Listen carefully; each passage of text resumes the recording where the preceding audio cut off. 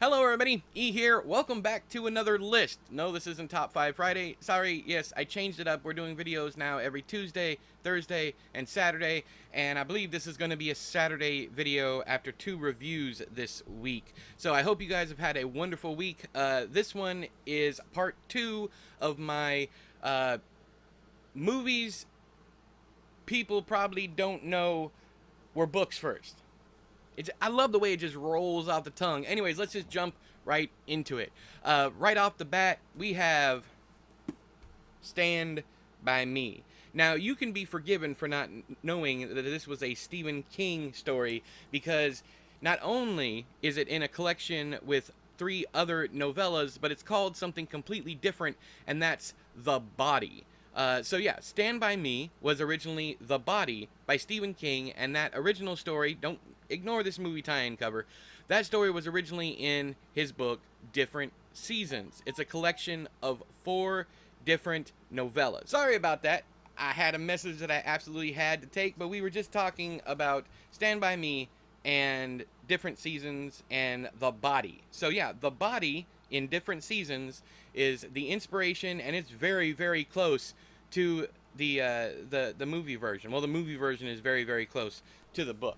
Alright, so next up we have The Executioners. I don't have a copy of the book or the movie in this one, and that's going to become a theme from here on out because I don't own a lot of these.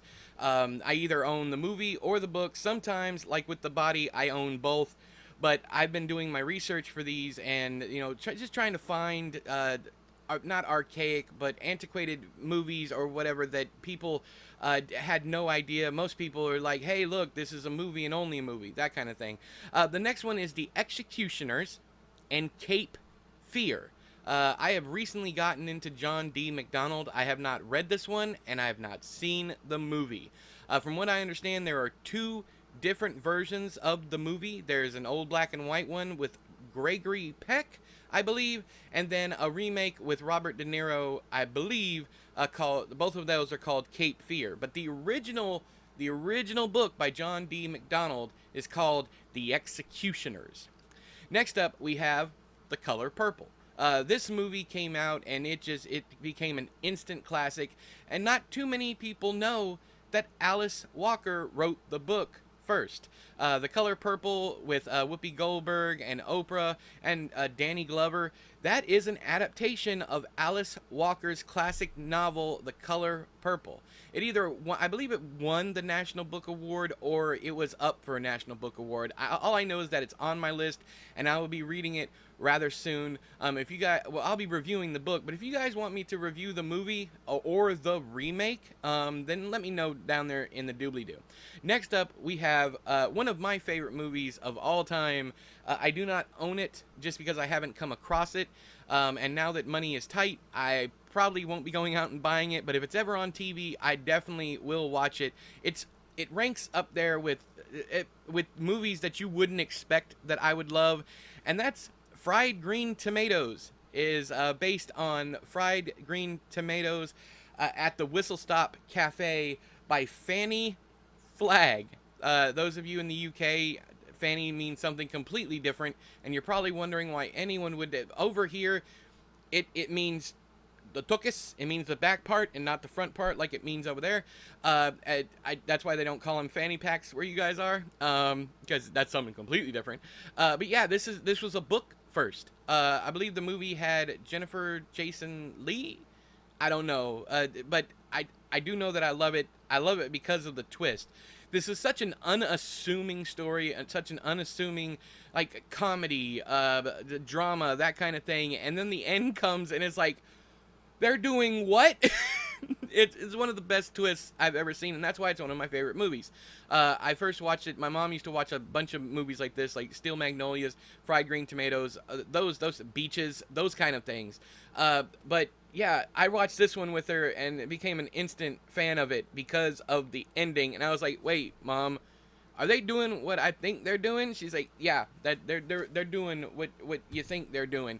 And I wasn't expecting you can't look at this cover and tell me you expect that ending. If you know, I don't know if it's the same way in the book, but I believe it is, because I've been whatever. I've been skimming at the back, and I believe it's about the same type of ending. If I'm wrong, let me know down there in the doobly-doo. But yeah, I love the movie, and maybe I'll read the book sometime soon. I don't know if it's too close to the movie. I try to stay away from it. And certain reviews say that it is a pretty faithful adaptation. I know that's weird, but I won't even watch The Last of Us on HBO because I love the games, and it looks just like the games. I don't see a purpose in recreating something that faithfully, especially not. I guess there are plenty of people who are going to watch the movie and not play the game, or play the game, not watch the movie. I guess, I don't know, but what do you guys think about that? Tell me down there in the doobly-doo. Do you want it to follow the book or the game or whatever they're adapting? Do you want it to follow it perfectly, or do you want a lot of artistic license, as it were? The last one here before we get into the honorable mention, I try to do an honorable mention with all these, is a book that I probably will not read just because of the intro to the book. There's a lot of racist stuff in it. So, and that is The Heart of Darkness by Joseph Conrad was the inspiration for Apocalypse Now. I had no idea whatsoever. I hadn't a single clue that these two things were connected. This has been on my reading list for a while, but the intro to this, I guess, Joseph Conrad, wrote something called The N-Word of Narcissus, and yeah, I don't mess with Lovecraft for the same reason. And I know some of you are gonna be like, it was a different time. No. I've read plenty of books from these folks' time frame that had no mention of it whatsoever, that didn't use it at all.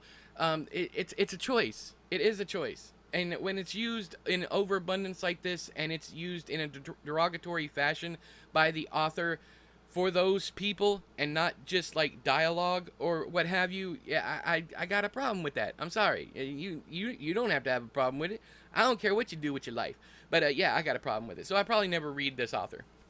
Even though I have like 3 copies of this, because every time I see it, I pick it up, meaning to read it. And then this time, I finally found it at a thrift store, and I looked on the inside, saw the intro, and I was like, yeah, I'm not playing down that road. But did you guys know that this was the inspiration for Apocalypse Now? Heart of Darkness and other stories, because the Heart of Darkness isn't really that long.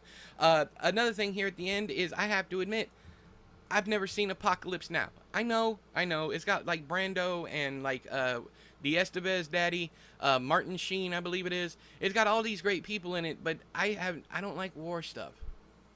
I don't like war stuff. Do you guys like war stuff?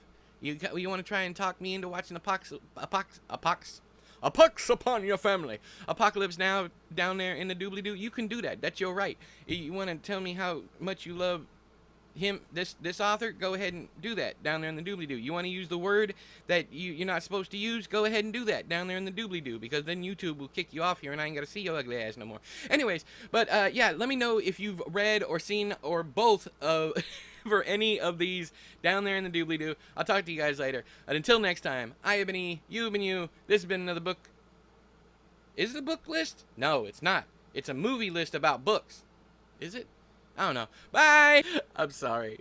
I know this is becoming a bad habit of mine to rush through videos, but I also find it hilarious. I find these ones that go off the rails really, really funny. And I think some of you guys do too, so I try to leave it in. But also, this is the last video of the day, and I don't have time to edit or do another one. I barely had time to do this right here edition at the end. But yeah, love y'all. Talk to you later. Bye. Hey, hang on, stop, don't go anywhere. I forgot to talk about the honorable mention. This time the honorable mention goes to Disney. Numerous, damn near all of their old cartoons and movies were based on books. Hans Christian Andersen, there's especially the Grimm brothers fairy tales. You had some Carlo Collita, I think that's how you pronounce his name, the guy who wrote Pinocchio. So yeah, Disney is absolutely famous for taking something and making it their own. They are a horribly unoriginal studio, but yeah, your honorable mention this time is Disney, because everything they be doing be coming from somewhere else. Bye for real this time.